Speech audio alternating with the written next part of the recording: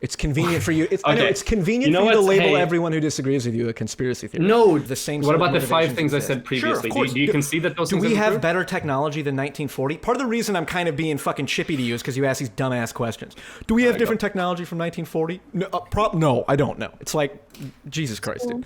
That the outcomes were negative? Did you read the conclusion before sending this to me? Read it again. This study was... Okay, real quick context. In this debate, we talk about Abigail Shrier's book, Irreversible Damage, which is about how kids like 14, 15, 16 years old are getting their breasts cut off because of a gender ideology that's all screwed up. Anytime you hear us talk about the Lisa Littman study... The Lisa Littman paper at Brown University, she's a public health researcher who looked into this, and she found that there was all of a sudden this huge epidemic in America of teenage girls deciding they were trans with their friends after social media emerged and pushing for hormones and surgeries. Lisa Littman's study on rapid onset gender dysphoria. That's like the principal thing tying this all together. That is the study in which Abigail Shrier based her book on, and that's what I defend. We go into the empirics of it. So strap in and enjoy. If someone says that they're trans, does that make them trans? Well, typically people like being trans isn't like an identity. Being trans or like trans is a descriptive word to describe one's like transition within like their gender identity. Fair enough. So as a protected class, so you were talking about protected class. So does saying, if I said to you right now, I am transgender, does that put me in the protected You class? wouldn't say you were transgender. You would say then that I identify as woman, non-binary. Are you telling me how I whatever. identify as? No, I'm asking you that identifying as trans is a bit silly. Nobody identifies as trans. That's not really how that works. So, for instance, the correct way you might to get answer canceled that for that comment, but we'll see. Okay, let's say I if I get identify canceled, then as... I'll argue against those people. Okay. Fair enough. Let's say I say I'm a trans woman. Does that afford me access now into this protected class? Yeah, so for instance, if you identify as a trans woman, you want to use she, her pronouns, and you have an employer that's very specifically and maliciously decides to misgender you and use he, him pronouns, for example, then yeah, absolutely, sure. It goes within protected classes. Do I have access to medically reconstructive surgery because I said that I'm not, or do I need a therapist diagnosis to say that I have gender dysphoria? Typically for like most cases right now, when it comes to like getting that type of like care from a healthcare perspective, there seems to be absolutely you need to get you have to have meetings with specific psychological experts and medical experts in order to obtain clearance to be able to do those types of procedures, assuming that you're underage. If you're an adult, then you have the right to do whatever you want, right? Sure, but I'm saying if I want to get gender reassignment surgery, I can't get that, or it's not considered medically necessary unless I have a diagnosis, right? Unless it's called gender dysphoria. Yeah, that's typically how stuff works right now in society. Yeah, unless you are classified with with gender dysphoria, then you can. That's a necessary part of being able to receive. You live in the US, so there's no such thing as free healthcare, but yeah, like entitled to those types of treatments as an adult. Sure. So someone who someone who just says, I identify as trans and I'm looking. You keep saying this. It's just a bit silly. Okay. All right. You're right. Okay, let's say I'm using trans as a proxy for, let's say I'm trans feminine, or trans woman. Okay. There are plenty of people who call themselves trans. I hear it all the time, but we can, whatever. Trans woman, it's fine. If I call myself a trans woman, until I have a diagnosis, I am not afforded any medically necessary surgery. I'm not afforded access to any woman's female space, like prison or sports. Do you agree that that's fair? So you brought up 3 different examples there. What was your first example? First one was surgery. So that obviously depends on like who you are and what society you like live within. It seems that like at the moment as an adult, you probably could be able to get like almost like whichever surgery you would want, but it obviously depends largely on the place when it comes to your identification with gender dysphoria. That is for adults. For younger individuals, like sex reassignment surgery doesn't seem like a great solution to that for somebody that is underage. That's typically something that is resolved more with social transitioning, with puberty blockers, and with the rest of that. But there's also more research to be done there, specifically when it comes to what ages it would be beneficial to allow for sexual reassignment surgery, because the transgender like medical field is yeah, it's a fairly like new field of study. So there's Yes. there's a lot to talk about there. So that's the answer to your first question. What was the second point? Was it prisons? Yeah, prisons and sports. Yeah. So when it comes to prisons specifically, there is a lot of existing literature that suggests that people who identify as women but who are not put in women's prison face an abominable amount of abuse within those like prison systems, both from inmates and from guards. And if you look at on the flip side, if you look at people who identify as women being able to go to the prisons of which they identify as, those numbers there are there doesn't exist any research that those people exude a threat towards the cis women in those prisons, for instance. So by virtue of wanting to maximize the best possible outcomes through policy, it seems reasonable to allow people to go to the prison of which they identify as, lest they run the risk of facing terrible rates of abuse at a prison that they do not identify as.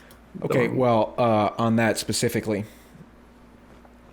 so if a male sex offender, let's say, identifies as a woman, not arbitrarily is the wrong word, but let's say no history of gender dysphoria, no diagnosis, they go onto the stand and they say, I am a man, I'm going to get sentenced to 30 years in high security prison, 6'5", 250 pounds, have a penis. If they identify as a woman, you think that person should be put in a female prison? So it seems reasonable in that specific instance that you gave there that there needs to be some level of established precedent before that, event.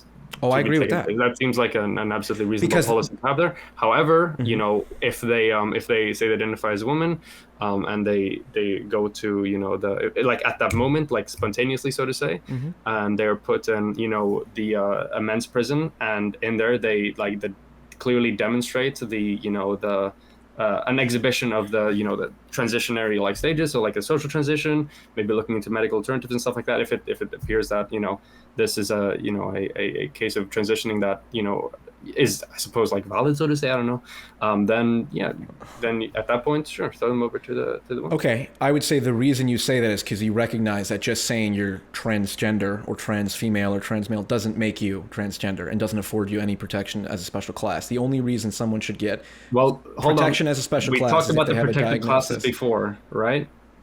For protected classes, that should be the treatment. Why is there a difference between prison and protected class? Well, because they're fundamentally different social and environments. One of them has to do with you recently having committed a crime, and one of them has to do with you literally engaging in the activities that are vital for your economic well-being. Yes, prison is not the same as work, although a lot of people would tell you the same. But that's not the point. The point is, you said there's no instance in which it's a good idea to not it's a good idea. I'm saying from a definitional perspective, saying you're transgender, and I'm going to use the shorthand trans because people say they're trans all the time. Saying you're trans of one kind or another does not mean that you are afforded any sort of special protections. You should be afforded protected class protection. Why? On the basis of that. So why should the person the 250-pound male who said he's a woman should not get put in a female prison? Because that has clear negative outcomes, because that person is not actually a male or not actually a female. So because that guy could, obviously the example is someone could just clearly identify and say, hey, I want to go to a lower security prison where I'm less likely to get attacked, blah, blah, blah, or I could have power. I'm going to go to a female prison. Okay, what if someone is in a workplace and they are just arbitrarily saying, you know what, you have to call me these pronouns by today. Why should I have to do that if you and I both agree that there's some instances where people just saying that they're trans doesn't make them trans? So why would that person be given a special class? The fundamental difference here is that you could be afforded very distinct advantages that can come from a malicious place should you choose to identify as as a woman or as a gender that you were not assigned at birth at the moment of your arrest or your sentencing. It's very fair to inductively assume that, hey, there's probably some maliciousness going on here. There is some attempt to skedaddle the legal system or whatever you would like to say. However, in the case of protected classes in your workplace, there's that same the same reasoning for a potential malicious intent just simply doesn't exist there to the same extent at all. Why not? People play power games all the time back to the point about power. So it's let's like, talk if about I can protected get you, classes like, for a minute, because like, I feel like there's a misunderstanding because how protected classes are. You might have the idea that protected classes works as follows: that hey, if I walk in today like to work and I now identify as a woman, and then the first person that uses he him pronouns, I will now sue them for like violating protected classes. That's not how it works. Obviously, for you to be able to take advantage of the legal clause that is protected classes, you need to have like demonstrated a continued period of specific and targeted harassment towards the individual on the basis of their protected class. I mean, it's like pronouns are. Do you agree that there are probably some small? And before I go into this more, I want to say this. I spoke to a trans man a while ago on my YouTube channel, and the reason that I'm interested in this conversation to begin with is because I genuinely believe that there are genuinely gender dysphoric people who start in childhood, go through adolescence, become adults, and actually benefit from gender reassignment surgery, all of that. I think this is a separate thing we'll have to go and do. I think the biggest barrier to acceptance on the part of transgender adults is the fact that people advocate that children should be even put in the same category. And that includes puberty. Now we're going towards something completely different. I agree, so but right. Yes, I want to just say that, but I want to just establish this up front. There are people who there are people who easily could abuse this social agreement that we have of, if you say that you are trans, that makes you trans, versus the only people that I regard as transgender or transsexual that should be afforded those special protections are people who have been diagnosed as gender dysphoric. If you have not been diagnosed as gender dysphoric, then you could easily just be in a workplace. Like I could, in this conversation, I could say, Rose, you better call me. My pronouns are His Holiness the Pope, and if you don't refer to me as that, I'm going to get upset. And that's a little power game we can play. And I don't think most trans people do that, obviously. And again, but there are those who will, because assuming that trans people are just like everyone else, which I agree with, there are some small proportion of them will have malicious intent.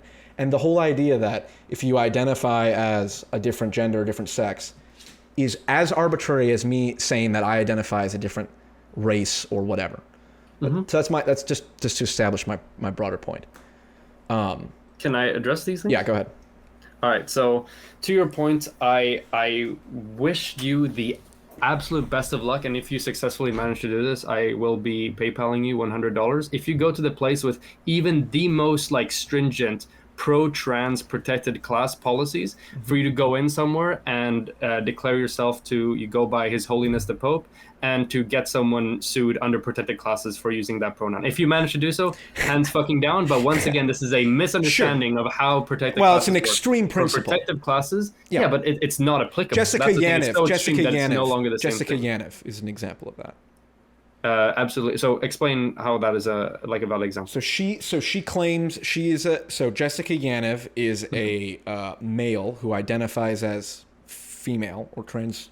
She's a trans woman. Trans woman. Yeah. And she tried to sue a spa for not waxing her genitals because they only do female, waxing. Yeah. And that is an example of a person who would attempt to do that kind of stuff.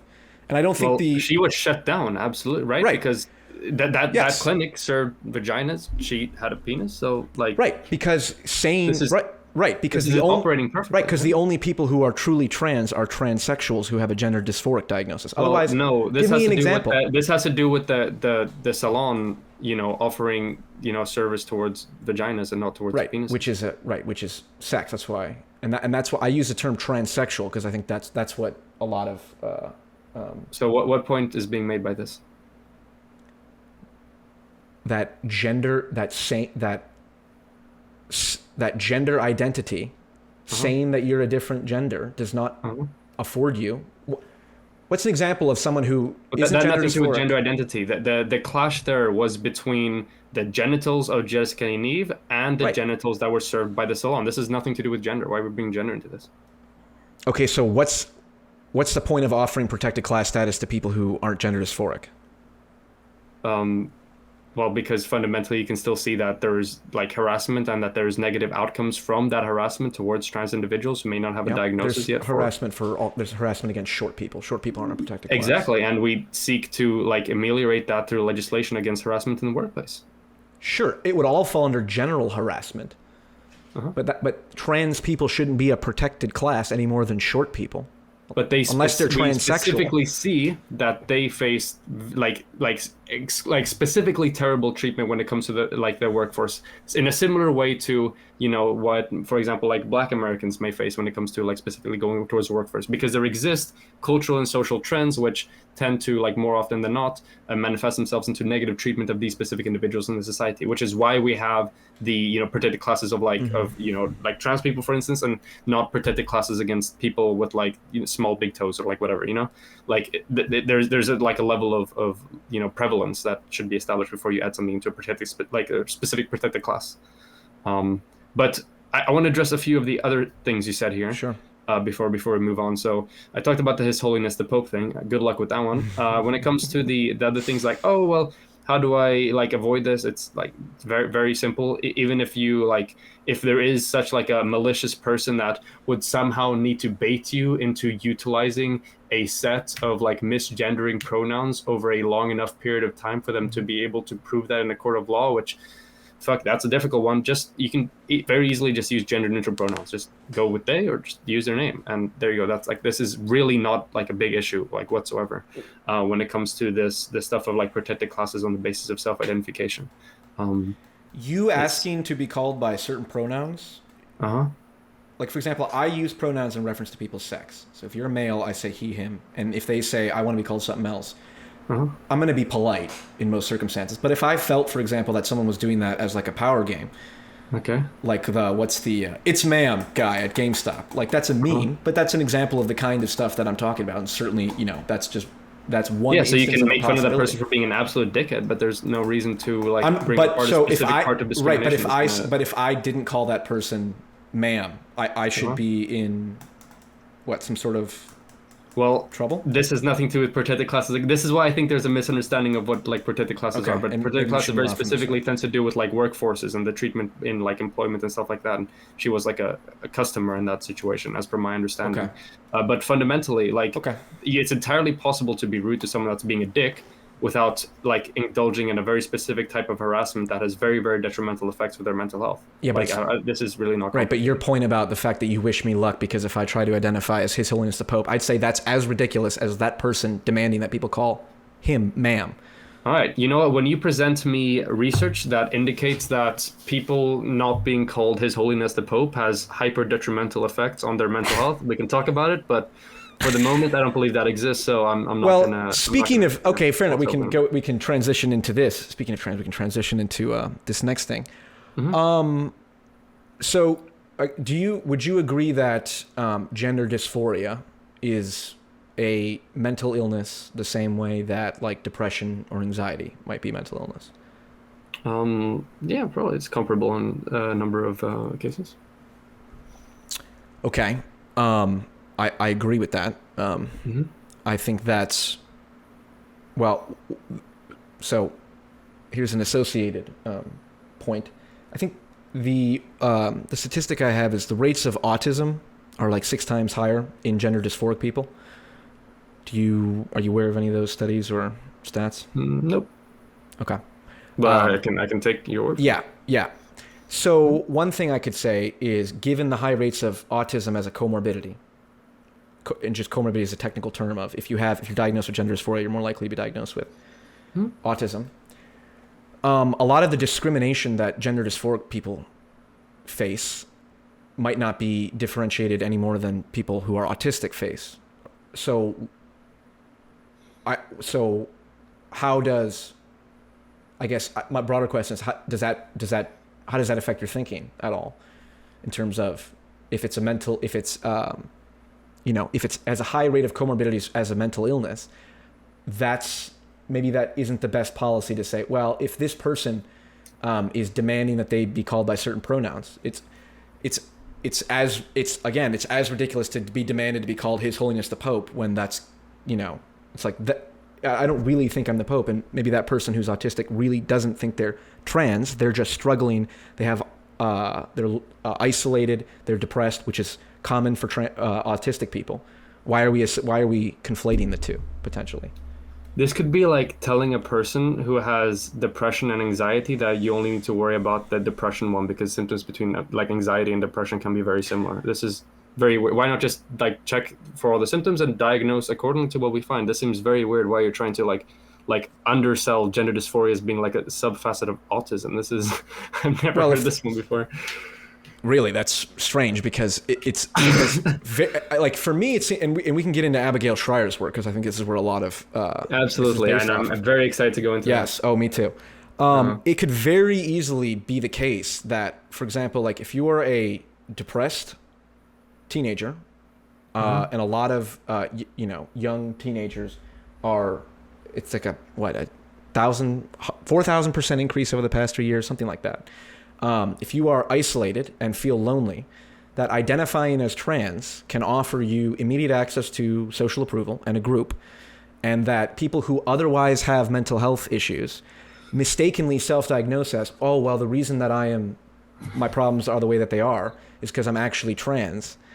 And I think it's very dangerous to say, yes, identify that then we should then treat that as a separate mental health issue, when in reality that is merely a symptom of deeper mental health issues. And again, if you're not disputing the significant association between autism and gender dysphoria, or people that claim to be, diagnosis or otherwise, people who self-report, then I think we need to think about that for a while, because that has big implications. But I don't know what your thoughts are. I'm gonna keep it real. That was really confusing, but I'll try my best to work with it as good as possible.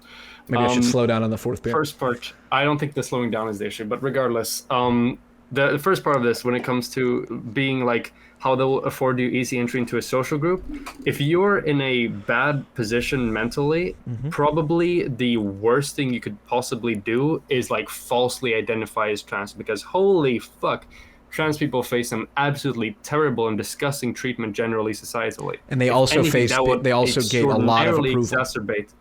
Do you have any, please, I would be like mind blown to see you provide like a piece of evidence illustrating that people identifying as trans will have like generally like positive effects when it comes to their treatment in society. And I will be mind blown if you can provide me that. Well, can I just go through the stuff that you said, because there was like quite a bit of stuff being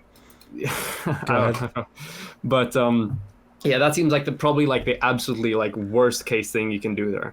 Now, when it comes to the work of Abigail Shrier and the stuff she talked about, she can effectively, and she's pretty good at this, she's pretty good at spinning like a narrative that could potentially make sense. However, when it comes to the empirical aspect of anything she fucking says, it is absolutely laughable. So, for instance, one of the most pretty much like the underlying piece of evidence that she basically, based her entire book around was Lisa Littman's study on rapid onset gender dysphoria. That's like the principal thing tying this all together, because assuming that the outcomes of that study are correct, then it could be more fair to assume that the stuff that she's talking about is true. Now, unfortunate for Abigail Shrier, that study is complete and utter dog shit. So, for instance, what the study ends up saying is that, or according to its own conclusion, is that there is a prevalence of young people, spuriously or rapidly acquiring so-called gender dysphoria from what they believe to be different social spheres and atmospheres and stuff like that. And from that, Abigail Shrier builds on this and say, clearly society is conditioning or coercing people into becoming trans in order to solve these issues that they're dealing with that you talked about previously. Now, the issues with these studies are immense. So first and foremost, the person that did that study had absolutely no experience with discussions of trans issues, and it shows from the quality of the study. So that's just one thing I could add directly. But most also important to her general work ethic, her study received extensive critique when it was at the preliminary results stage from a wide range of different academics. Littman didn't change shit. She basically didn't care. She was like, I don't care, I'm going to push it through anyway. But most damningly, this wasn't even a study. This was a survey. This didn't even study a single trans individual. Observational. Yeah, it didn't study a single trans individual. This was a survey of the parents. And what ended up happening is that the parents were given a survey based on a weird like interpretation of the DSM-5 and were asked to self-diagnose their children, which Parent is report, which is one of the most common forms of psychiatric diagnosis for children. there's a bit more on this. Now, it's not just that these studies were handed out to any people with, transgender kids. These studies and this like form basically was spread around probably, a series of very, very transphobic, not probably, they were spread around a series of like transphobic parts of the internet. So for instance, websites like Fourth Wave Now, Transgender Trend, and Youth Trans Critical Professionals were the three major sources from which this survey was spread. And the people there probably don't have the most like non-biased view on what it means to be trans and the perception of their children with trans. In addition to this, the study just disqualified entries from people who said that they didn't perceive rapid onset gender dysphoria within their children. Only 2.4% of the people who answered that survey believed that their kid was correct in their identity, which further proves, the point of, hey, the people that took the survey probably weren't, the most, I suppose, like balanced when it comes to their perspective on this specific thing. 8.6% didn't even know if their kids still identified as trans. The questions in general were extraordinarily loaded. When it comes to that type of like questions they were given and stuff like that. There was no survey security. This survey could have been taken 100 times by one specific individual. It didn't even make sure and ensure that these people actually had transgender kids. And it's just generally an absolutely terrible study when it comes to its methodology and should be absolutely like discredited. There's no value in this. Well, this is where I think we're going to get into the blood and the bloody debate, because first off, I would say that everything you just said was an assertion. So first off, the study was. Do you disagree with anything I just said? I disagree with most of it. Is false? Yeah, let me go through it. All right. So you said that the methodology of the study was horrible, which is just an assertion that's subjective, and you're in no position to judge that. The study was internal review board approved, and even after the criticism and after an update, the study stood. That's one thing. And a lot of the studies, show me a study that is isn't done with. There are plenty of studies that you would cite to validate the effectiveness of social transitioning, medical transitioning. Plenty of them are also selection bias prone because it's also samples of different websites. And first off, the websites you described, Fourth Wave, all that, whatever, you said they're transphobic. Again, an assertion. 85% of the parents said they're in support of LGBTQ rights. And that's another thing. LGB rights. No, LGBTQ rights. All right.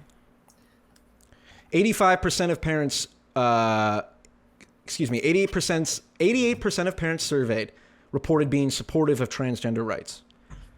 Now, you said these are transphobic websites, and I would say, again, nonsense. One of the websites I looked at, I don't know if it was Fourth Wave or one of them, was founded by someone who underwent reassignment surgery and then desisted, and they started the website as a means of support for people. And I'd also just broader point out, well, let me get into this, but the studies are not the end-all, be-all. And I want to make that very clear, and we'll get into that. Can we work through these one by one? Well, we can let go from there. Okay. Well, yeah. Go ahead. Go ahead. All right. So if we look at if you just like go to these websites that I mentioned, Fourth Wave Now, Transgender Trend, Youth Critical Trans Professionals.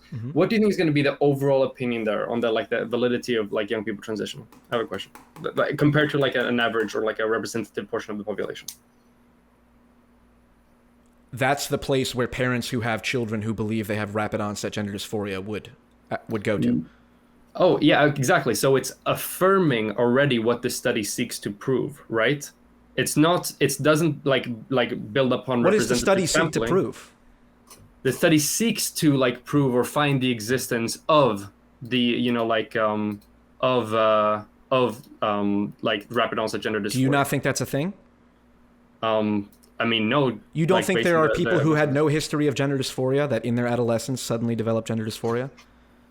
I'm not going to say that there is no case of an individual, like specific case doing that, because that'd be very silly. Because do you think it's a phenomenon worth studying? or that's relevant to this discussion? Sure, that's worth studying, absolutely. And if you present me with a better article that shows this, then I would be very amazed. In fact, they actually changed the title of this given study to, parent reports of adolescents and young adults perceived to show signs of rapid onset gender dysphoria. And as Kenneth, so this doesn't prove anything. You realize this, right? No studies prove anything, and I dare you to show me a study that proves anything conclusively. Here's my broader point, and this will be fun. I just want to quote an article from the Journal of American Medicine, or the Journal of the American Medical Association. This is the central argument that I'm going to make here. Are you moving on from the study now? No, because it's relevant to these studies, because we're going to talk about these studies more. My position is that we are currently in a space in which all of these studies, the studies that you would cite, are as susceptible to bias as the Lisa Littman study. This is a new phenomenon. You agree there is no conclusive evidence. Nowhere are you going to be able to find me a study or a meta-analysis that says we can conclusively find, or we can even generalize these findings to the broader trans population. Because in many of the studies that you would cite, it explicitly states that because we don't know the number of trans people, we can't actually determine whether or not this is a representative sample. I'm sure you would agree that because we have all this discrimination of trans people, it's impossible to know the numbers, and therefore we can't form a representative sample. So here's what I'm going to argue, and this is going to be fun. This is a question on that specifically. Wait, this is Journal of the American Medical Association from 1946. Oh, darn. Okay. Extensive scientific studies have proved that smoking in moderation by those for whom tobacco is not specifically contraindicated, meaning is specifically they have allergic reaction to, does not appreciably shorten life.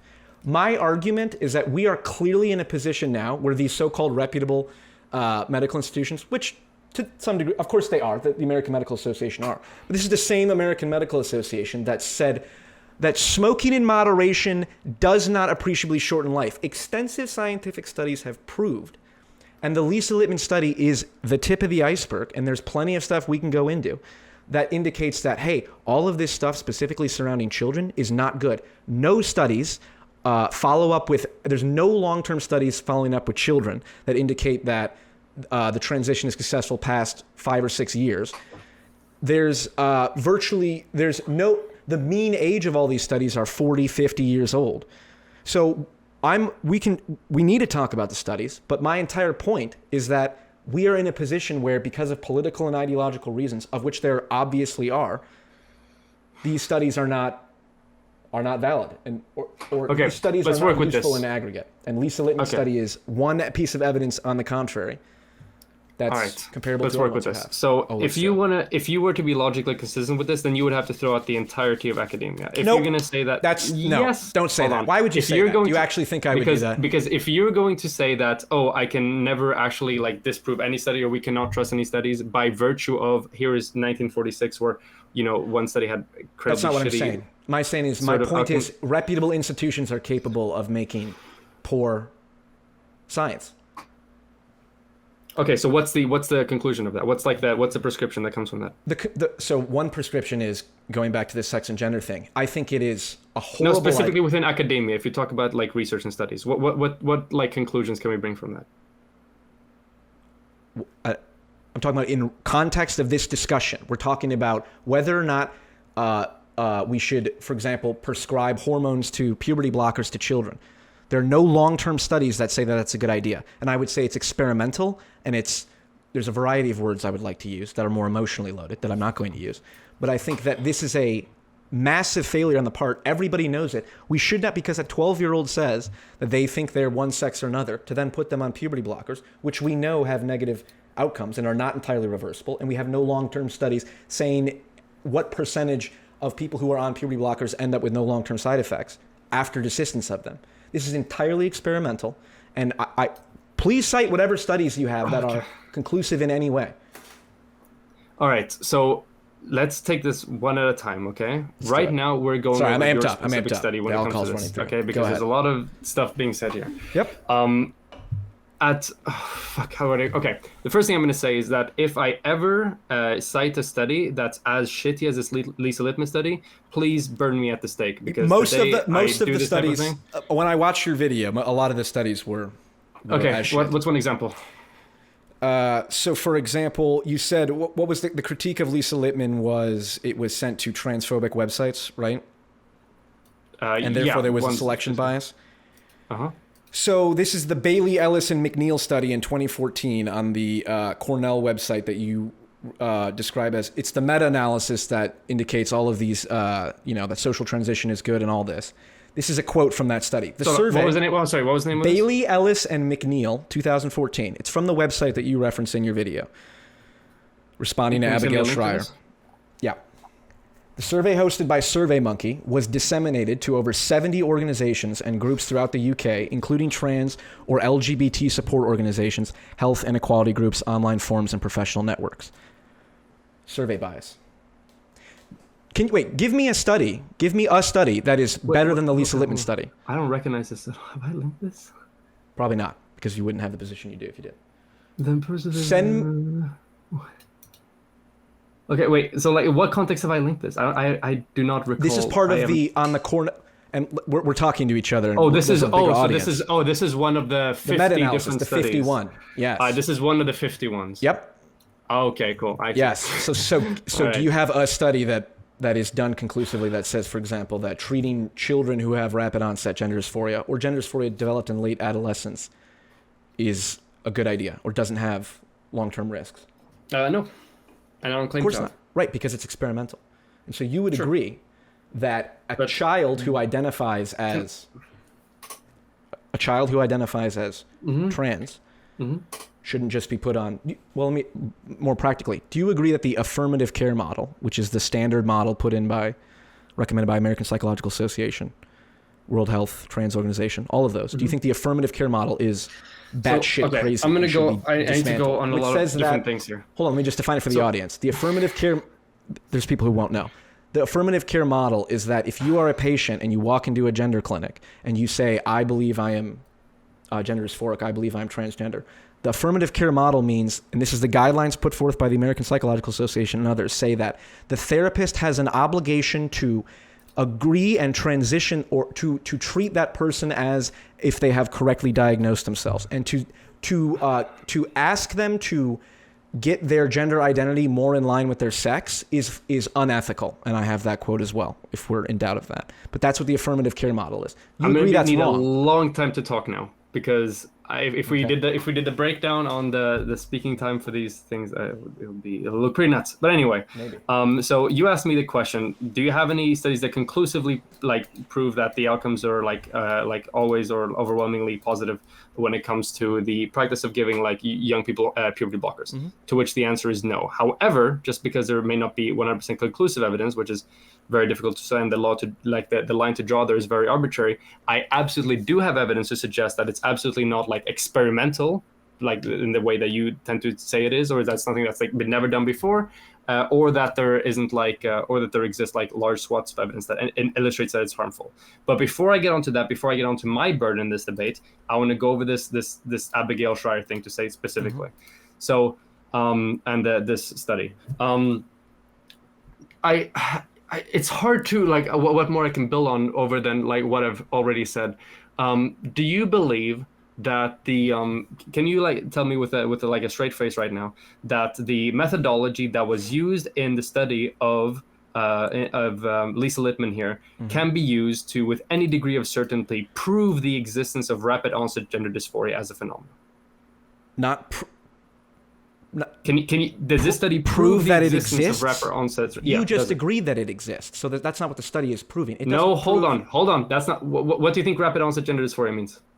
Gender dysphoria that develops in late adolescence, so 13 and older, with no previous history.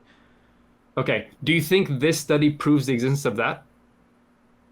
I think it's a strong indication of it. Okay. So, for instance, you're completely missing out about a million different confounding variables that have to do with a parent's ability to be able to make that determination.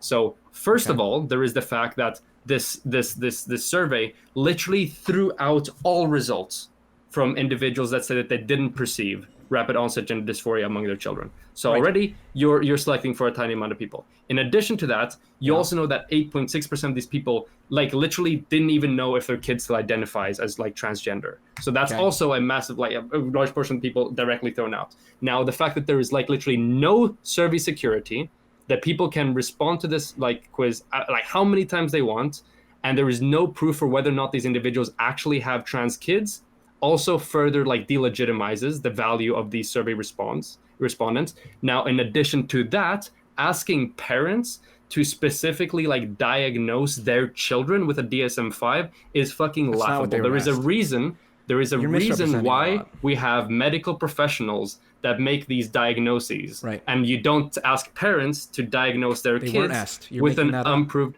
No, they were asked to like to determine whether or not to determine. If one of the questions is, do you believe that your child suffers from, and then a description of a diagnosis description, that being of rapid onset gender dysphoria. Do you know what the question? Do you know what the questions were? Do you have any examples of the yes questions? Or no? Was there a question asking the parents on that survey whether or not their children suffered from the definition of rapid onset gender dysphoria? Yes. That question existed, right? And everyone who said no was thrown out. That is literally a diagnosis. Do you realize that, right? That is what a diagnosis is. A diagnosis is when a medical professional makes that statement. This was a survey on parents who, by their own observation, the parents to replicate the work of something that is typically done by medical professionals. Correct? You're asking them to like apply a given medical label to an individual. Yeah. Okay, perfect. So then, what? No. That's not what I said. Yeah, to. The parents were asked, "Did your do you have a child who has claimed to be gender dysphoric or as trans in their 13, 14, or whatever, late adolescence, who had no previous history of it?" That was the question. Exactly. Yeah. Right. Because they were only interested in studying rapid onset gender dysphoria. That is asking the parents to diagnose them with what the study believes is rapid onset gender dysphoria. Fair enough. Yes. Okay. Perfect. So you're asking parents to do something which they are not in a position to do. They are in a position to do that. Hold on, you're right. Because hold on, and you're right. Hold on, let me step back. I need to finish my thing because go ahead. There's a lot so you're asking parents to do something which there is about like a million different ways in which the parents may be left out of this. The whole there is a reason why there is a like the whole term you're in the closet, right? Mm-hmm. It's because you're keeping stuff secretive. You're afraid of showing your parents or the people around you for whatever reason. And that entire phenomenon, the fact that exists, makes it so that, hey, if you ask someone, oh, were there any previous symptoms or indications to this specific event, it doesn't make any sense, right? Because it's very easy, and there's a multitude of situations in which an individual would seek to hide that from their parents. In addition to that, it also asked the parents in the study to recall things as long back ago as childhood, which very, very many fucking years ago. And in addition to that, things like recall and buy-in bias can play a significant part in the parents' recollection of these specific events. Okay. All in all, given the terrible service security of this, the fact that a portion of the people answering this survey didn't even know if their kids still identified as trans, which is indicative of what relationship they might have with their children or did have with their children, the fact that you're asking parents to do a job that is very difficult for them to do, and you're putting them in a situation in which there is about a million different biases that can influence their outcomes and their responses, this survey is worthless. Every criticism you just laid can be levied against other surveys. Well, hold on. First off, I know you do that. Well, let me make a point. It was internal review board. Does that mean that you concede that this study is would you trust a study like this? As much as I would trust any study you provide. I looked at your studies. I looked at 10 of them of the 50. All had the same level of potential bias as this one. Give me an example of a study that isn't susceptible to the same bias. I just gave you one example of an example where the study in which you based your meta-analysis off of was also done by SurveyMonkey. That I based my meta. It wouldn't be based off of. Why was it internal review board approved? And what standard is it being held to that other standards aren't? Why was after criticism? Why was it not brought down? It was approved because the new title is because the title is Parent Reports of Adolescence in Sure. in young adults. Do you That's all it disagree says. that parent reports form an essential part of psychological behavior in children? Like studies used to determine psychological behavior in children, antisocial or otherwise? If it's in a position in which we believe that the input of the parents are valuable and in which we can actually affirm that the data is valid and there aren't about a million other confounds The in study terms of I like service sent you security and stuff like that. is susceptible to the same cybersecurity concerns. They both use SurveyMonkey, and both were internal review board. Now, I'll be honest with you. I am not in an academic position. I don't know what the standards are for internal review board approval, but they both were. So, on what grounds do you know for certain it wasn't cybersecurity approved? It's like, okay, well, the internal review board has its own policies and procedures to determine that are valid in the studies that in the video you made responding to Abigail Shrier's thing. So let's do this one at a time. So do you believe that the study you cited, the Lisa Littman study, that the data there is practically worthless? Do you agree with this? No. It's Okay. as valid Then as any we're other operating study. on completely different I standards agree. for Yes. academia here. Right. All right. Because we have different motivations. What study? Can you give me a study that's as good as that's better than the Lisa Littman study? What makes? What specific? What are you talking about? What specific field are you talking about? I'm not going to find you a study that says that not. rapid onset for this doesn't exist, because you can't you don't prove the non-existence of something. That's fairly hard to do, right? Okay, I'm noticing. noticing. What specific do you want me to demonstrate here? What long-term studies or what studies do you have about the positive effects in transgender children that are not susceptible to the same biases that you described in the Lisa Littman study? All right, I will dig through and I can send you a series of them. But see, here's this is the Sure, issue. and fair enough. And You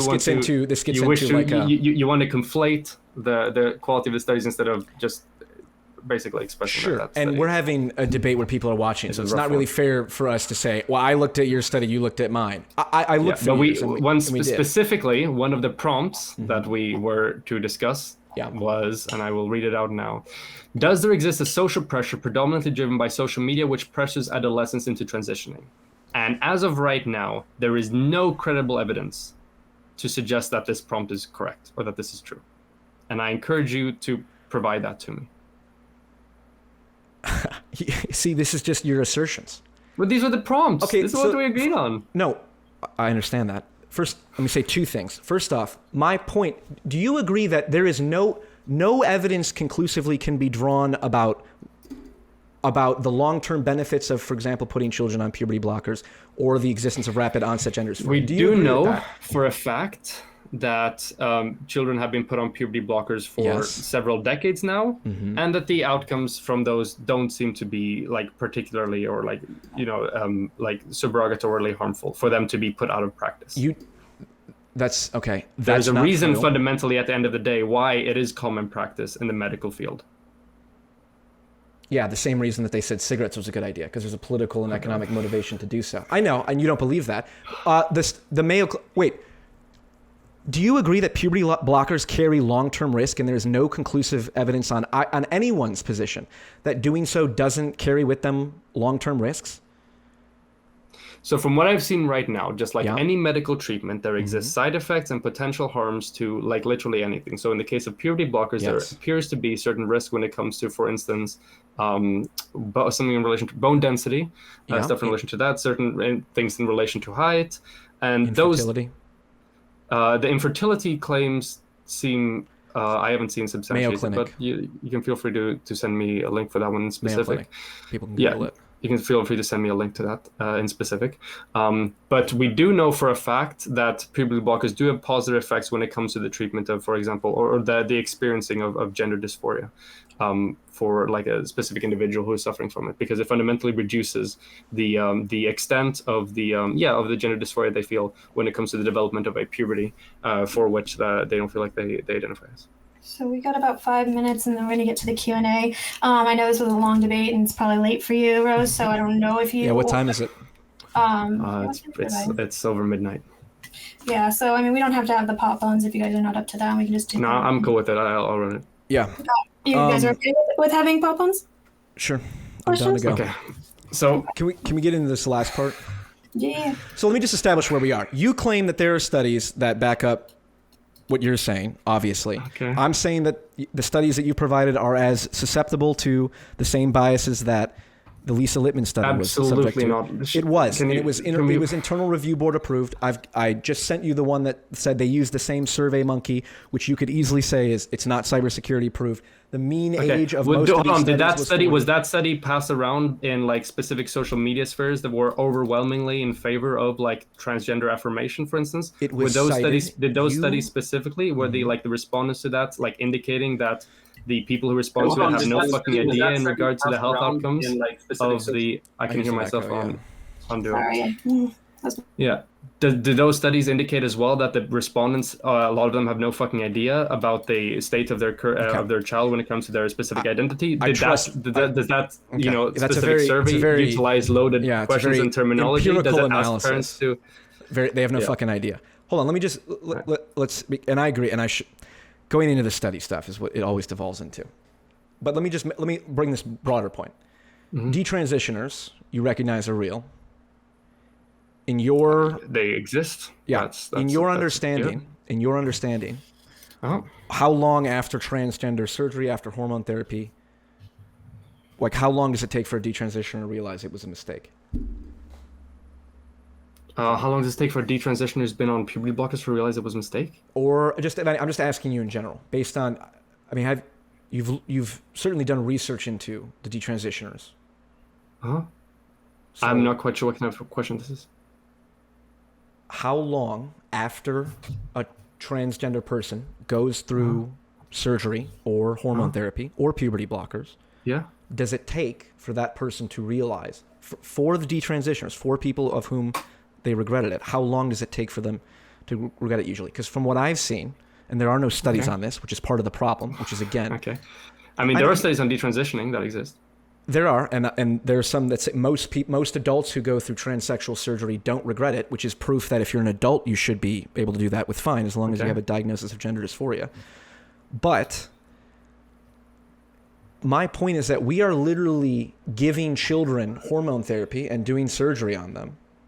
Mm-hmm. And it's extremely experimental because you agree we have no long-term studies that say that this is conclusively good. And to me, it's self-evident that we should not be injecting children with chemical castrating hormones when we know that there are long-term effects. You laugh, but that's what it is. You still haven't linked me the infertility bit, so I'm gonna take that. It's the Mayo Clinic. Google it. Google effective puberty. Sorry, just send me the link. We're having a debate. There's other people watching. I'm not going to convince you. It's the people watching. But hold on. What's your response to that? I haven't seen it. I've never heard of it before. That's why I'm asking you to link it. Detransitioners. Do you not agree that it is a significant now we're risk? talking about something else. Oh my. I know. I want to, because we want to wrap up on this because this is the most important point. The fact that there are detransitioners coming out at extremely high rates is an indication. Extremely high rates. Demonstrate that. You're right. Wrong. That's wrong. Not extremely high rates. Hold on. Right. Okay. Show me some good faith here. There are detransitioners are increasingly coming out more than they have before. Can you demonstrate that? Sure. Wait, do you disagree with that? You don't think there are detransitioners whose stories are out there that aren't that have come out more as a individual anecdotes is not data. Oh my God. Yeah. Okay. This is the. You would be on the side of the American Medical Association who cited that cigarettes were okay. Well, individual anecdotes don't count. Okay. Do you think we've made significant progress within the medical field between now and 1946? Neither of us have any background in medicine, and so for you to sit there and say, well, we're only going to look at the evidence, it's like, my point is, it's self-evident to anyone watching that it's risky to give kids hormone therapy, and you say, well, we don't have any evidence of that. It's like, hold on, now we're talking about hormone therapy. We haven't even been talking about hormone therapy. Now we're talking about puberty blockers. Now we're bringing something completely new into this. Hold on. Detransitioners. Do you know what does hormone therapy mean to you? Puberty blockers are blocking of the when you say hormone therapy in regards to trans stuff, you very deliberately refer to HRT. Yeah, we're not talking about HRT at the moment. We're talking about puberty blockers.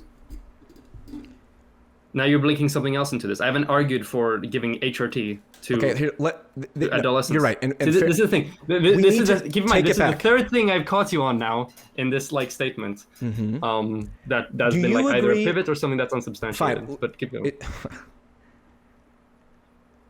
I agree it's unsubstantiated in terms of we don't have any studies as of right now Do you agree that it can still be true despite the fact that there are no studies? And are you willing to like engage in like a logical thing of just, hey, do you agree that we should not be affirming many children, many of whom are autistic, and saying we should do the gender affirming care model? Do you agree that that's not a good idea? It seems like right now, the existing literature suggests that that is probably a good course of action And when it comes to the performance of, transgender individuals in the healthcare system. Okay, and that so therefore I'm going to be in favor of that. And if you are only going to go based on what the purely what the medical literature suggests and not interpret it in the just like you criticized the Lisa Littman study, if you turn that lens inward to the own studies and say, well, wait a second, we know that autism is at higher rates of comorbidity for children who are identifying as rapid, or who have what you might call rapid onset gender dysphoria, children who develop gender dysphoria in their adolescence. Why on earth would we give them medical procedures when we could easily wait and see, and there's no evidence that those are the best things? Do you not think it's... The reason why we don't want to wait and see is because we know that individuals who've gone through a full puberty have far less successful outcomes when it comes to their HRT and their SRS surgery, to the point where it can incur higher amounts of gender dysphoria and thus the mental negatives that come as a basis of that than should they have been on puberty blockers. Right, and you agree there's a gap in our evidence that says those people who went through it and may have regretted it is not there yet, right? There doesn't. You're correct. There does not seem exist to be medical a substantiation on the fact that there exists Fair enough. large portion of people who decide to detransition. Fair enough. And I would say, taking it to and we can maybe wrap up here. It's like the fact that you are unwilling to say, well, because there is no evidence specifically for it. There are multiple ways to make truth claims. Empirical evidence is one of them. Inductive reasoning is another. Very obviously to say, hey, there are a lot of children who've experienced rapid, their gender dysphoric, and they didn't. No, you Let me haven't finish my proved that point. Can I either. finish my point?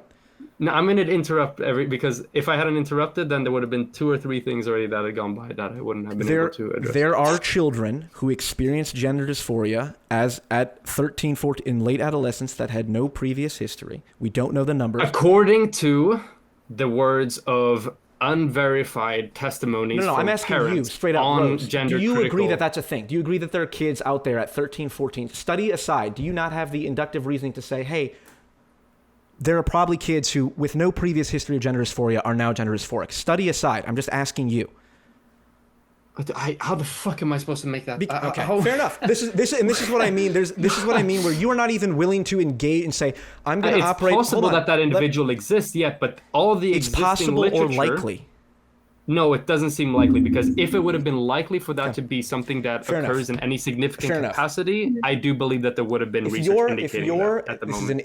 This is a. I'm going to douche it up right now. There's an epistemological gap between you and I, where you are only willing to make truth claims based on the evidence, which is the reason I brought the cigarette thing, is because all of the evidence said that cigarettes were proven to be harmful to people. And clearly, given the political pressures and the ideological pressures that exist in today's society with the gender critical, the gender theory, and we haven't substantiated that, fair enough. I think it's obvious to anyone listening that there's clearly a political push to support transgender people, to go along with whatever people say. So for me to agree with this, you would need to provide me with evidence. No, I don't, because that's so self-evident. If you want to operate in the evidence, you think I'm asking about the wrong thing.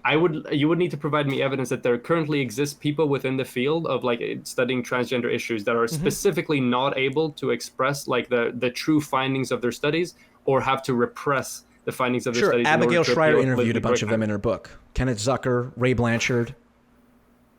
And these people have been largely discredited in their field, not by virtue of them just disagreeing with consensus, but their research is dog shit. Ken Zucker wrote, is a co-author of the DSM-5 definition of gender dysphoria, and it was the World Transgender Health Organization's guidelines on trans medical care. And he was fired, or there was a political campaign against him, and then he won the lawsuit, which was a libel lawsuit, against it. So there is clearly, and this is the thing, look, I'm not going to convince you, there are people listening. The fact that there is not a political pressure to go along with the gender ideology, and you say, well, there's no evidence of that. It's like, fine, I'm not interested in convincing you. there's enough people who can recognize that's a So fact it for seems itself. like there's And a that clearly number affects it. of different things that this individual Zucker did that would discredit him within a medical field. So for instance, when it comes to him publishing like studies that were later completely recanted without critically examining it, just because he believed in the, he believed in the validity and the legitimacy of the person that forwarded him the study, is one specific, a very strong red flag for specific individuals like, in your opinion, sure.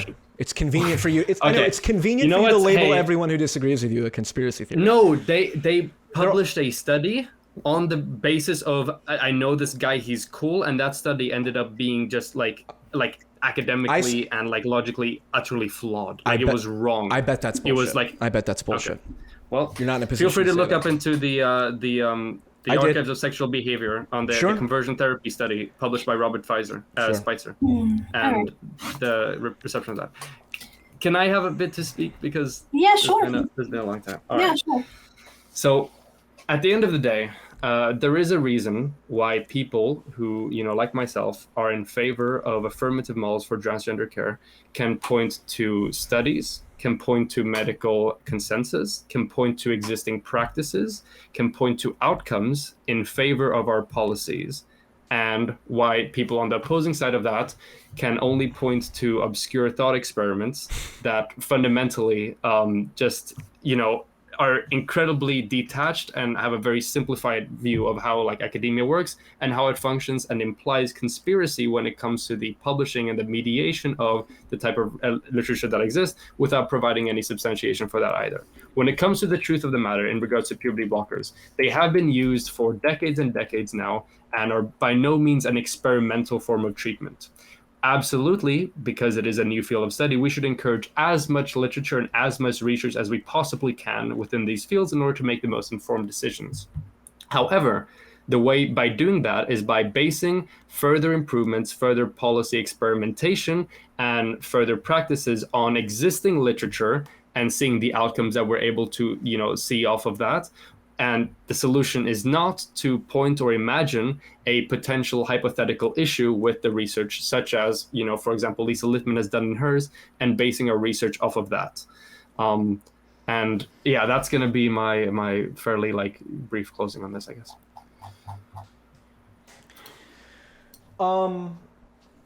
I don't think that I did a good enough job of going through the studies and looking at these empirically. And I want to say it up front, but let me say this.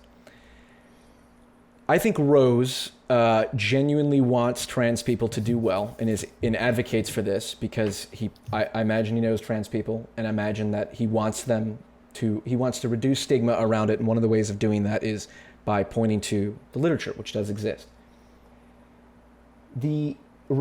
The reason I brought up the cigarette analogy, and we can laugh and say, it's so obvious in hindsight. It's like, well, giving children puberty blockers, of which there is no long-term study that indicates that those children who go through puberty blockers then don't desist or then don't have long-term effects. There are no long-term studies upwards of 5 years on children who have gone through these treatments.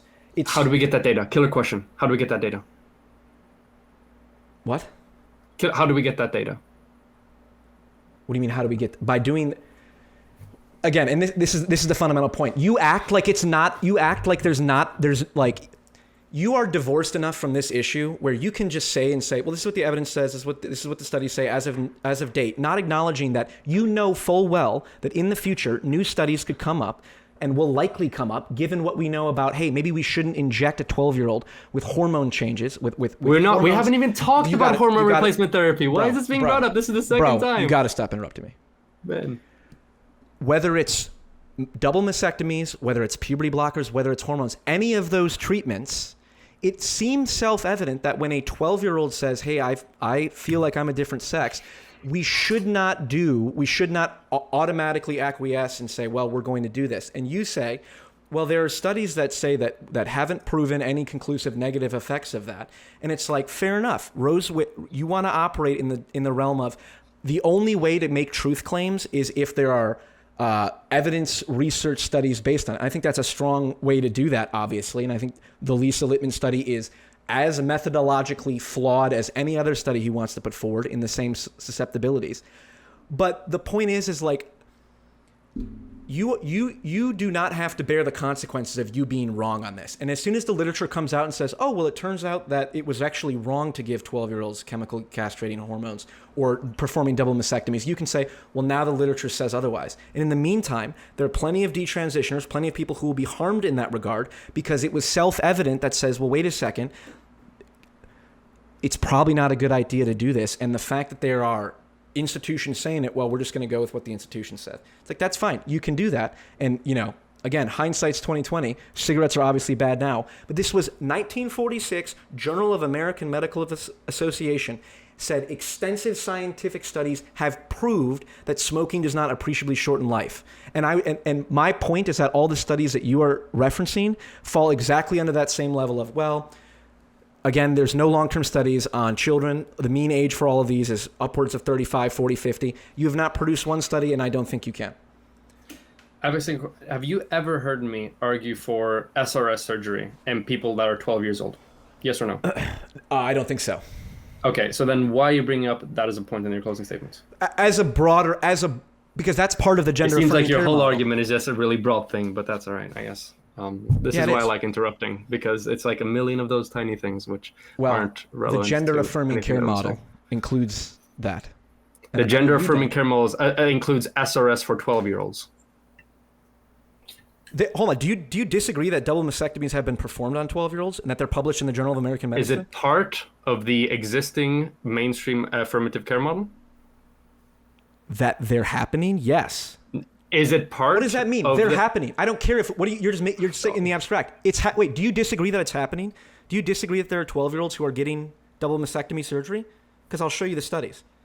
The studies. All right. Send me a study. Age at chest. So this is 2018 chest reconstruction and chest dysphoria in transmasculine minors. We really should have been sharing the screens on all these anytime we talk about studies. Age at chest surgery in the I was wrong. It's not 12. It's 13, 14, 15, 16, 17, 18. So as of right now... So there's that. That's point number one. Mm-hmm. Point number two. So 13 to 25. That's a lot broader range than you saying 12-year-olds, which is in I within asked that you range as a do whole. you believe that there Now, are 13-year-olds and 12... I should have said 13-year-olds undergoing chest surgery. Very, very clear. The question I asked you was, is this part of like the mainstream affirmative care model for transgender individuals? This is specifically a study designed with specific people going into this experiment in order to demonstrate and measure the effects of it. This is not part of the overall existing model for the thing. This is published in the Journal of This is published in the Journal of American Medical Association. Do you understand the difference between an experimental practice and a default practice? Apparently not. Okay, so an experimental practice, you take a specific number of candidates and you study them specifically and you measure the outcomes. And then from that research, you take a look at that and see how you might incorporate that into the mainstream model stuff. Let me interrupt. Do you agree that this is immoral? Do you agree that this is fucked up?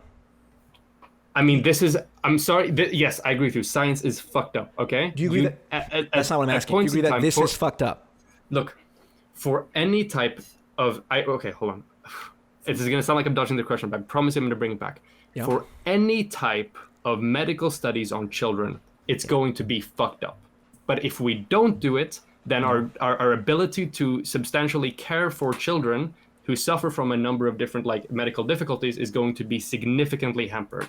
So while, yes, I would agree with you that I would prefer a world in which we had the current knowledge we have, but we didn't have to run trials on kids in order to get that information, to one in which we did. But at the end of the day, we still need to recognize that these trials are necessary in order to be able to develop sustainable care models for young individuals. So you agree that it's not that double mastectomies performed on 14-year-olds is a necessary thing in this world? You think that's... It doesn't seem to be necessary, no, because the findings of the studies seem to indicate that the outcomes didn't seem to be positive, which is why the affirmative care model that exists currently doesn't do mastectomies for 13-year-olds. Wait, the outcomes were... Outcomes and measures. Outcomes were chest dysphoria composites range, and all participant desire for chest surgery in patients who had not had surgery, and regret about surgery and complications for surgery in patients who were post-surgical. Chest dysphoria was high among pre-surgical transmasculine youth, and surgical intervention positively affected both minors and young adults. Given these findings, professional guidance and treatment should be considered so they should consider them based on the findings of the study. So if the study Where are you reading that? Conclusions and relevance. I read out the conclusion here. Chest dysphoria was high among pre-surgical transmasculine youth, and surgical intervention positively affected both minors and young adults. Given these findings, professional guidelines and clinical practice should consider patients for chest surgery based on individual need rather than chronologic age. Mm-hmm.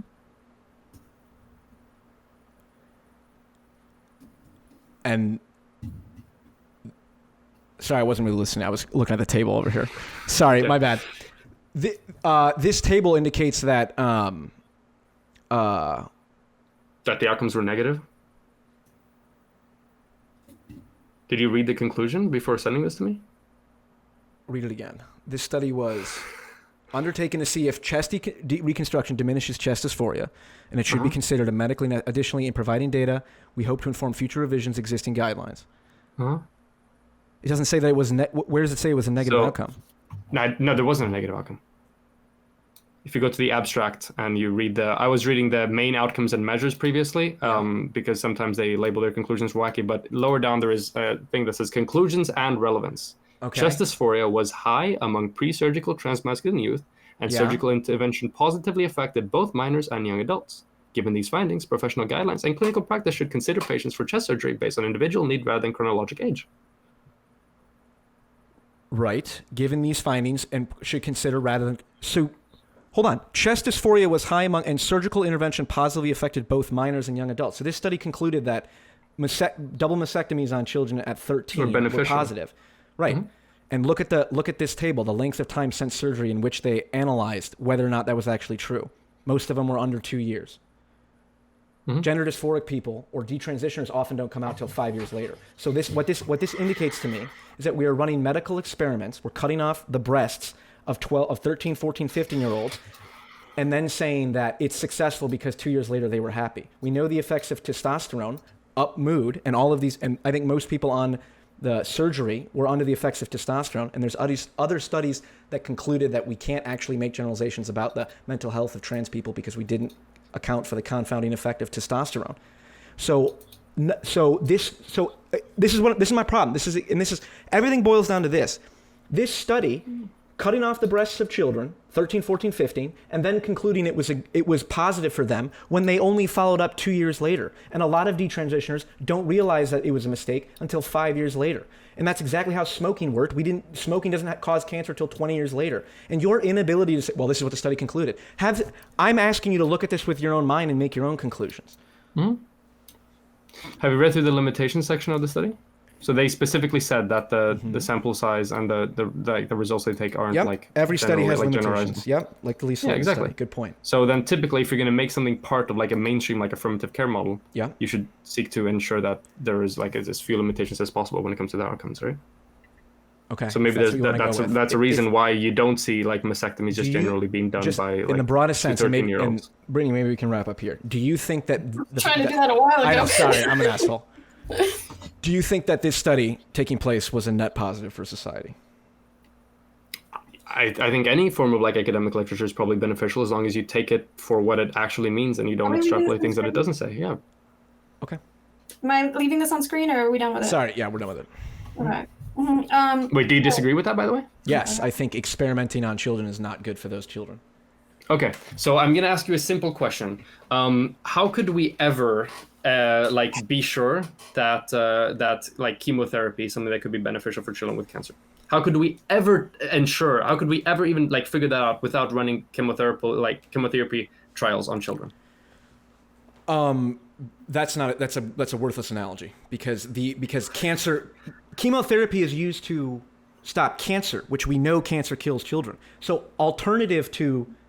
And we know that discrimination towards transgender individuals and gender dysphoria kills individuals. We know that 80% of children who experience gender dysphoria desist and become gay. And that's Kenneth Zucker, that's Marty Helson, that's Ray Blanchard, that's... I would like to see that study as well because if I'm familiar with it... I will post all of this in the Discord.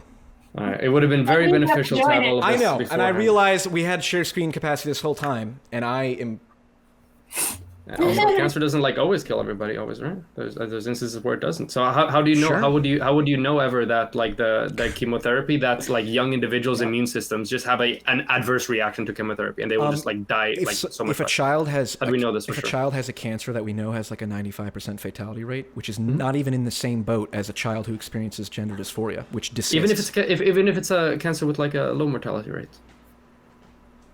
Should we not test and see? I don't know. If If there's a 5% chance fatality rate, maybe it's not a good idea to go on chemotherapy. And I'm pretty sure there's FDA approval. All right, so you're fine with just like 5% from that point forward of kids who get the disease. We're just out. Well, fuck you. You're just gonna die, I guess. Like we're just fine with that. I guess. Yes. That's actually been my position this whole time.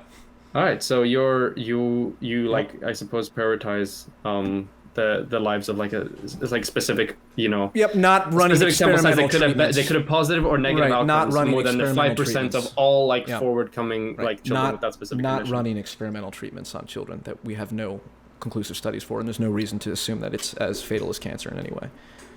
All right, well, yeah, I guess that well, fuck kids then in your world. Jesus Christ, that'd be a rough world to live in. I'm happy I'm soon turning 18 then. Jesus Christ. Well, good luck not getting a double mastectomy. I'll try my best. That for Jung is gender choice or chosen for you. Why is 18 cut off? 18 is, I agree, it's somewhat arbitrary because 18 we just say that you're an adult and you can make all these decisions, which there's kind of an element of arbitrariness to that. Any age barrier is going to have some arbitrary element to it, but is gender a choice? I mean, your sex is not a choice, and the way that you express yourself is a choice. So there are feminine men and there are masculine men. That doesn't make them not men. All right, so I think you might have answered this one already, but I'll just ask you again. I'll do it again. From Squatting Squaw for Rose Wrist, should children be able to get transgender surgery? It seems like there doesn't exist like a suitable amount of research that SRS is you should be general practice among people below the age of medical consent. So no, probably not. But the survey we looked at the end said that it was successful for children who were 13 or 14 or 15 years old. That study also talked about extremely specific like limitations from sample size. Every study has a limitations thing in it. Find me a study that doesn't have limitations. You realize what I'm talking about. that even though all studies have limitations, the always an limitations L. vary in extent, and this is why I agree with that. You need to apply a great amount of nuance, and this is why, for instance, you and I, especially no, I'm kidding. But this is the reasons why you and I, for instance, it's harder for us to go through this and draw suitable policies from it. And this is why we trust medical institutions and accredited professionals to go through the literature and read in between the lines and look at the nuances of them specifically, and then from there form a suitable policy platform by which to treat this given like medical condition or whatever. And when reputable doctors disagree, then it's left up to us. Do you believe that there is a comparable amount of like disagreement within the there's a significant amount of disagreement? Okay, well, sure. Okay. I'd be excited for that reason. Yeah, well, you'll see in a few years, trust me. This is all right, so from 14235 to both, how would you feel if your child came out as trans? Would you accept it? I would be deeply distressed if I had someone walk up to me and say that they're my child and that they're trans at my age. So you know what? Hey, That's good. That'd be a bit. I'm in the same boat, actually. I mean, obviously, if I did have a kid and if they came out as trans, then I mean, obviously, like, what was the question? If I would accept them or whatever? Yeah. Well, yeah. Yeah, I would too. I would not recommend that they get their breasts cut off at age 13. Well, lucky that's not part of the mainstream affirmative action model, then, huh? Not yet. Unrelated Como would like to know what kind of dog do I have? I'm watching my friend's dog. It's an Australian Shepherd named Cash. Oh shit, that's cool. Okay. Let's see here. Let's see. Hey, the doggy. All right. So from Rapture Jesus for PF Jung, so it says, does PF Jung truly think that a survey on an online site where anyone could submit a survey is equal to, for example, any survey or study conducted by experts? No, and that study by Lisa Littman was approved by an internal review board from the Icahn School of Medicine. So unless Rose has special insight and knows what the internal review board What do you think that process approval is. meant? I'm curious. Do you think that approval meant that survey was an accurate understanding of whether or not rapid onset gender dysphoria exists? Or do you believe that approval was approving the existence of a study documenting the attitudes of certain parents on the transitionary process of their children? The second, obviously.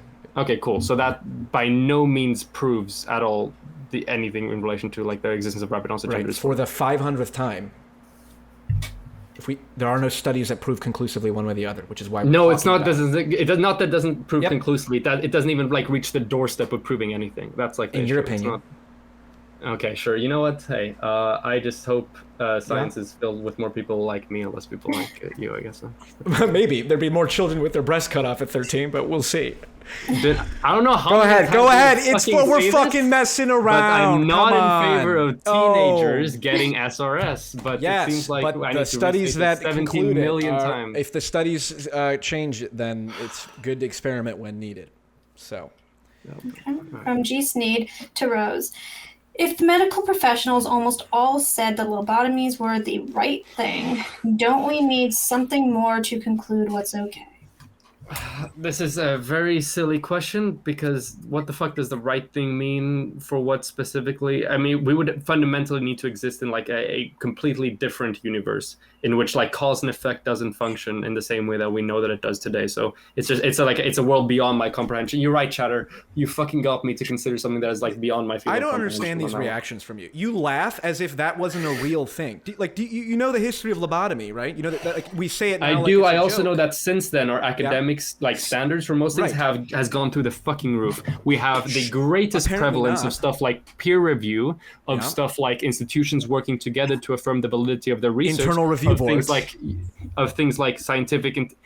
If you say internal review, okay, because when you say that, facts are painful. because when you say internal review boards, it sounds like you are trying to use that to prove the original statement you made. You have great faith in institutions that have proven not necessarily to have be completely reliable. Sure. And when so there is I'm gonna go again. So since then we have had better academic standards. We have more peer review. Maybe. We have more technology and tools available at our hands to get good conclusions. We have unprecedented collaborations between medical institutions all across the world. We exist in fundamentally a completely different, I suppose, almost universe in terms of the validity and the credibility of academic literature in between now. Maybe, or because institutions are still run by people who have their biases and susceptibilities, it's actually the same. And there's incentives and motivations behind it, and the studies are just as Was I wrong with anything I just said? Any of the examples that I pulled up of ways we've improved? Are any of those false? Yes, you said we're in a fundamentally different world right now, which is completely wrong because the same. What about the 5 things I said previously? Sure, of course. Do you concede that those things do we have improved? better technology than 1940? Part of the reason I'm kind of being fucking chippy to you is because you ask these dumbass questions.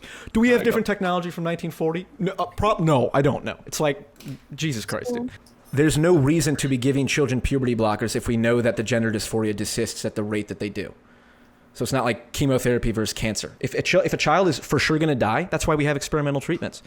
If we knew a child was going to die if they didn't get their puberty blockers, then, have at it, I guess. But that's nonsense. The standard, so we can't have any forms of medical improvements among young people unless they're literally going to die unless they don't take it. Okay, Bingo, I'll bring you back on. Can I What do you say? What?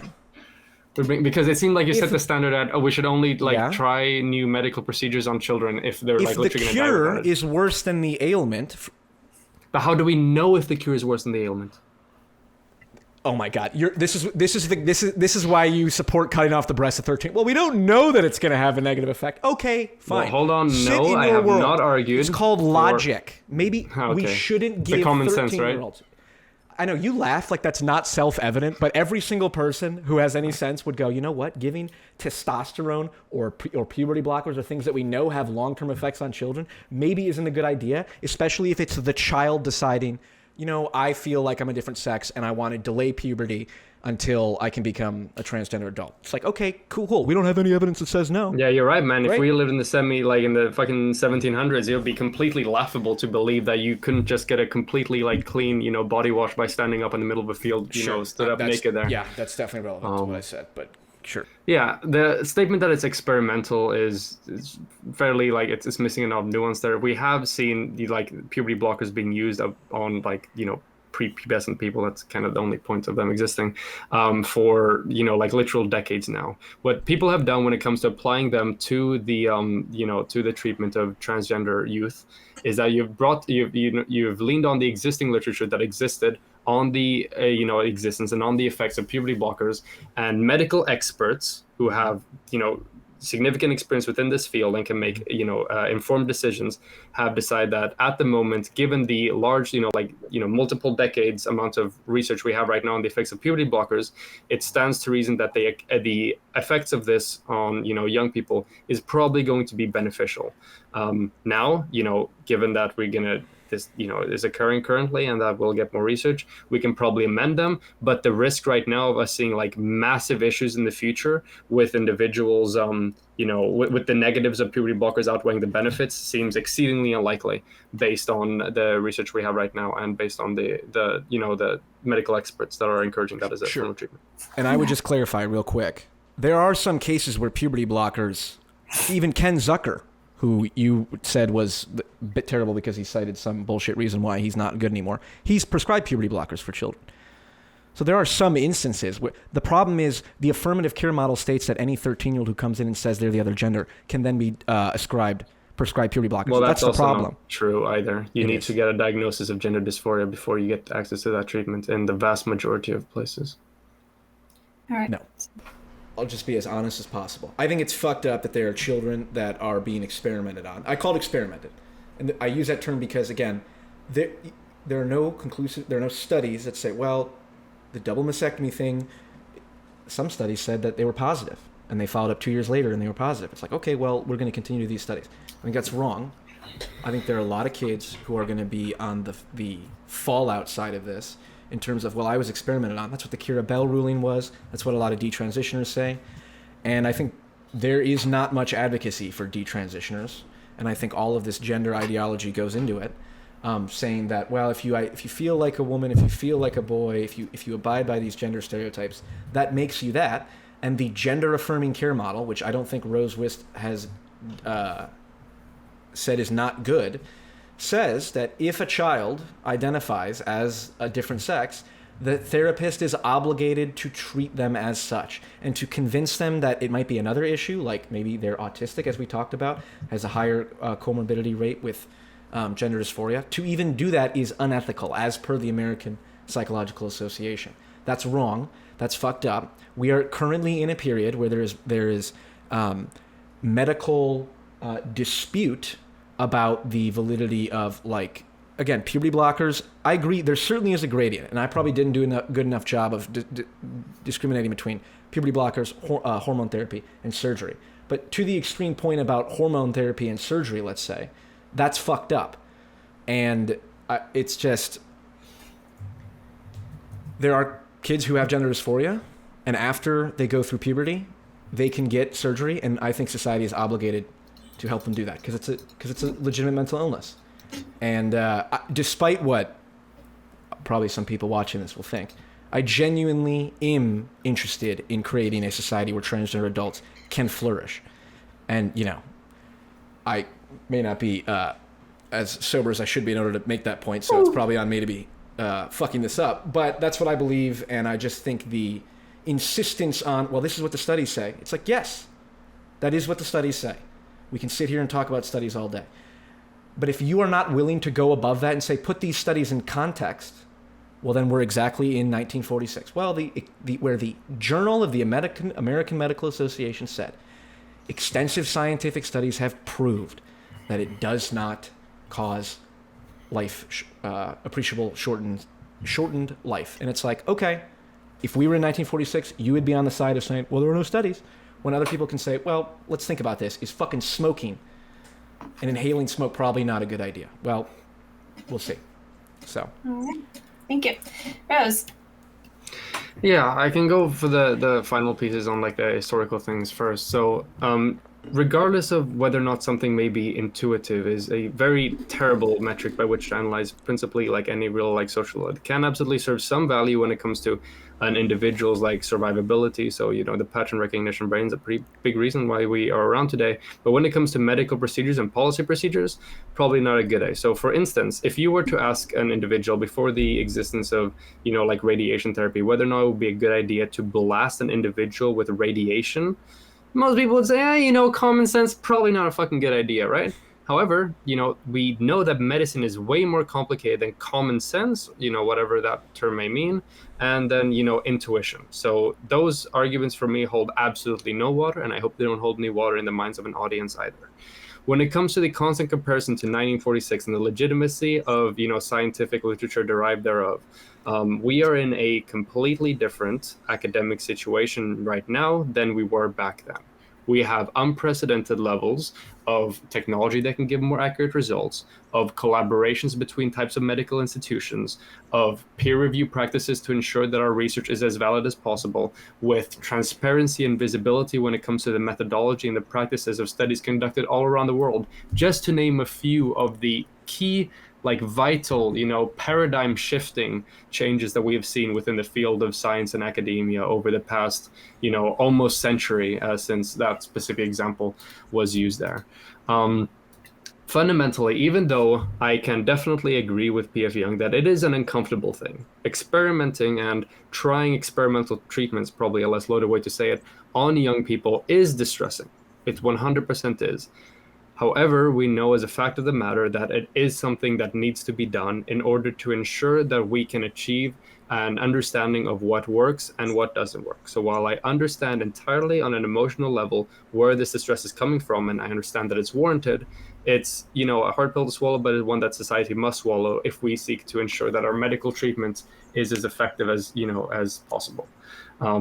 Once again, I don't know why HRT and SRS keeps being brought up when we talk about youth stuff. That has not been anything that I've advocated for at the moment. It seems like typically irreversible changes to an individual's, like body and well-being taken below an age of medical consent for a field like transgender care at the moment probably doesn't seem like a good idea. It seems like puberty blockers do fall on the other side of the line though, and seem to be beneficial in something, and is a practice that should be encouraged. Once again, I want to hammer this home that the study that both Abigail Shrier and my opponent cited as like the key piece of evidence behind the existence of the rapid onset gender dysphoria among young people is absolutely bogus. Please, if anyone ever sees me use a study with these levels of methodological flaws, burn me at the stake, unsubscribe from my channel, send me fucking death threats by email, okay? I swear to God, if I ever do something like this, I don't have a job on, or I shouldn't have a platform in the way that I do currently. Yeah, so when it comes to my opinion on this, it seems like there is a strong reason why people on the affirmative side of the argument can point to a wide range of different studies and a wide range of different medical institutions that hold our beliefs, and people on the opposing side can only point to specific authors or specific, researchers, and no real broad body of work when it comes to supporting their opinions on the matter. So yeah, I'm generally in favor of the affirmative care. It seems like that's where the research suggests that is a reasonable way to go from there. Sex and gender are two separate concepts, and it gives us utility in recognizing the difference thereof. There doesn't exist any literature at all to make us believe that there is some forms of social pressure sort of coercing kids into seeking transitionary treatment and developing gender dysphoria. And the research that does, attempt to prove that is absolutely bogus. So yeah, trans rights, and it was a it was a debate, so to say.